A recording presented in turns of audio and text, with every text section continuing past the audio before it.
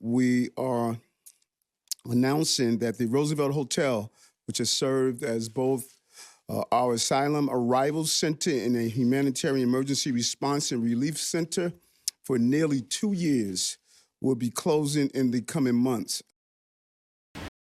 The Roosevelt Hotel opened May 2023 during the height of the crisis when we were receiving 4,000 people a week. You just gotta really think about that. 4,000 people a week. And thanks to our policies, we're down to an average of just 350 new arrivals. We still have a substantial number of people still in. There's so much equivalent to our normal homeless population. And the goal is to get every family, individual out of our care to determine that, number one, the border crisis is under control, which we're seeing a substantial decrease at the border, and those who are arriving in the city, because we're still getting about 300. That's a substantial number of people.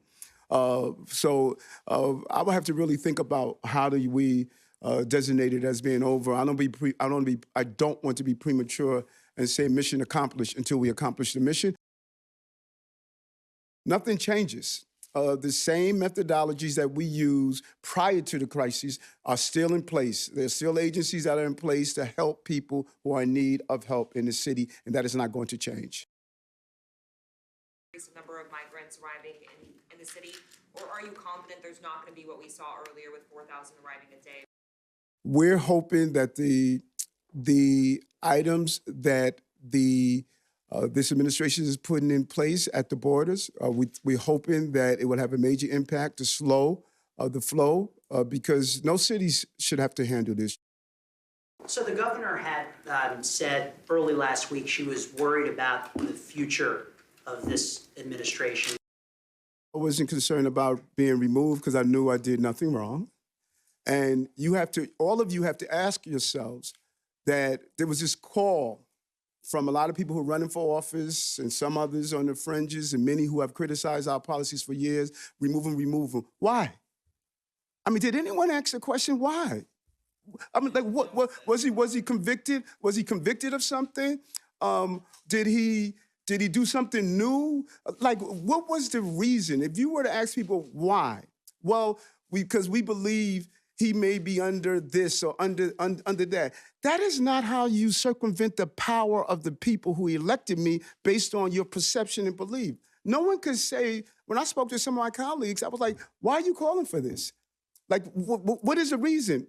Well, because they're putting forward the possibility of dismissing your charges. That's a reason to take away the mayor of the largest city in America? If that's the standard, we are all in trouble. If you can bypass the will of the people based on what people don't like of an action, that's not democracy. And it's amazing those who call themselves so democratic is leading the charge that a mayor that wasn't convicted of anything, a mayor that was doing the job, moving the city forward, it's not like we failed in moving the city forward, they are saying we need to remove him. But why?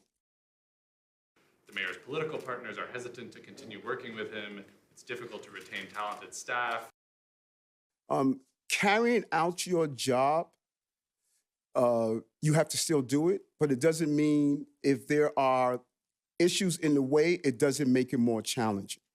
Like, I still have to keep us safe, but not being able to coordinate with my federal partners and have the security clearance for sensitive information impacts.